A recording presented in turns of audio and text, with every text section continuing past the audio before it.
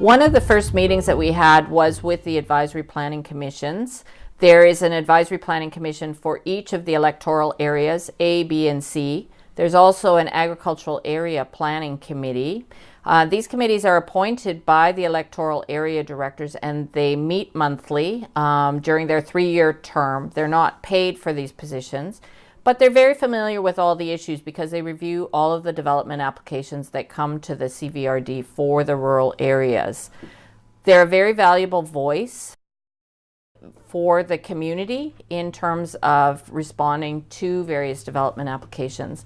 But the official community plan process is different from their normal workload. So we wanted to talk with them about how it relates to their normal workload, but also provide advisory planning committee members with the opportunity to do more long-term planning.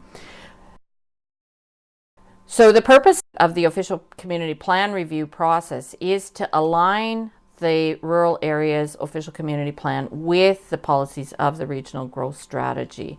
And that's what we wanted to talk about with this community meeting. And it was made public, and there were 120 people that came.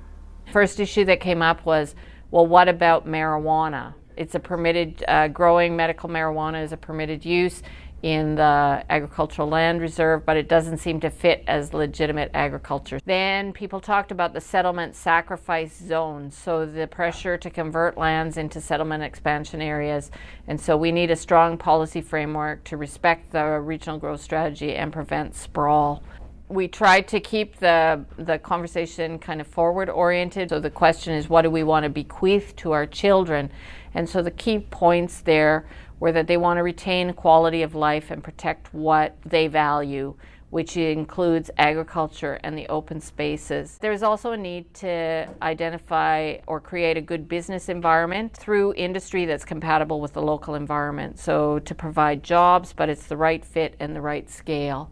Other kinds of concerns that emerge for Area C include concerns about Macaulay Road, that it's very dangerous, it's a one-way road, and Headquarter Road, and many others. There were actually a lot of roads that came up. They're not designed to accommodate cyclists, walkers, etc., and yet people are using those roads for those multiple forms of transportation. How can we keep people safe along those roads? A couple of suggestions came up: needs for speed limit reviews, because maybe it's too high in certain areas, maintenance concerns because poorly maintained roads are less safe, and the development of proper road shoulders. We went around and we started identifying issues for Area B. And I guess I should just say, from a process point of view, we started with the advisory planning committee members for each area in terms of identifying the issues, and then we invited comments from the public for each of those 3 areas, and those got summarized on the map of the conversation.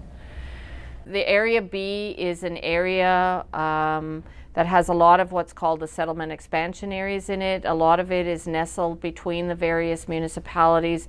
The intention is that as they outgrow their boundaries, that these areas are available and intended to go into those municipalities and become growth areas over time. So the main concern there is that it will not remain entirely agricultural because of the development potential there, but there needs to be some analysis there about the services needed and the services provided. There was a lot of concern in this area about process, that areas are being brought into municipalities without appropriate process, and also that the provincial government isn't necessarily responding to the desires of the community in terms of services. There was also some concerns offered during this part of the discussion that the regional district needs to be more cost effective in terms of its planning function, the development and the managing, and so on. The conversation here was a little bit all over the map, so it's a little bit hard to follow, but many of the same problems that were identified in the Area C were identified for Area B, including the condition of the roads, but sprawl was more precisely identified as an issue for Area B. Another issue that came up there is that people in the towns treat the rural areas as their playground. And so in many ways that's the kind of relationship that you would hope for, that there would be a good interaction between urban areas and rural areas, healthy urban areas depend on having open space and rural areas for food, for ecosystem services, for recreation, and so on. But there is a sense that the rural areas were being asked to give up a lot and not receive anything in return. Other kinds of issues that came up for Area B include provisions to protect the estuary. So the Comox Estuary Management Plan is in development, and so that should be integrated into the official community plan. There's a lot of desire to preserve parkland, both for conservation purposes and for recreation. A strong voice that you shouldn't build houses where infrastructure doesn't exist. But in places where there are failing septic systems, people want to have sewers. And so the issue is, do they want to join a municipality and get the whole package of considerations that come with joining up with a municipality, including tax implications, just to get sewer extensions?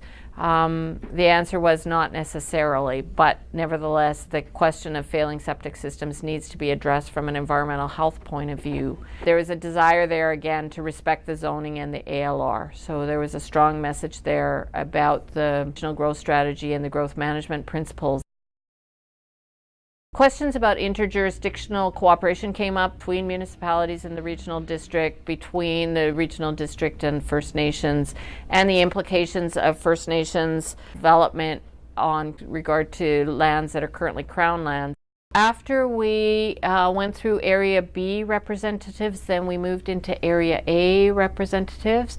And so one of the issues that was identified in Area A is policies to manage stormwater in residential areas. In response to the comment earlier about the industry, there was a need to distinguish between primary, secondary, and tertiary type industries, and need to be very careful about the development of industry because pollution is an issue. So you don't want to bring in industry to create jobs and allow young people to stay in the community if it means that community and the quality of life in that community is going to be reduced through pollution. The development of trail systems, this is an issue that cross-cuts all the rural areas. They need to connect. They need to be suitable for pedestrians and cyclists.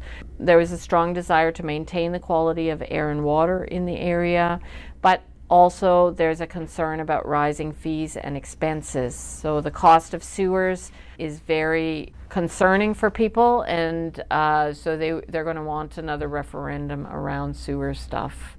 The question about water and water supply has also come up fairly regularly through the process, and there was a lot of talk about doing water studies to ensure that there's enough water to meet the demand. One idea was about cisterns and whether or not the regional district should put in place perhaps some incentive programs so that there would be more on-site water storage. Waste management is another issue. It needs to be much more support in the OCP for local businesses to sell local products, so encourage the development of a local economy so that money circulates more internally in the community. There was a question raised about who will pay for the cleanup of Union Bay coal hills.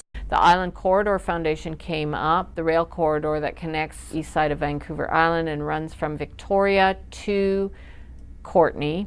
Recycling is an issue, and we need a policy framework regarding houses. What kinds of houses are appropriate for the community?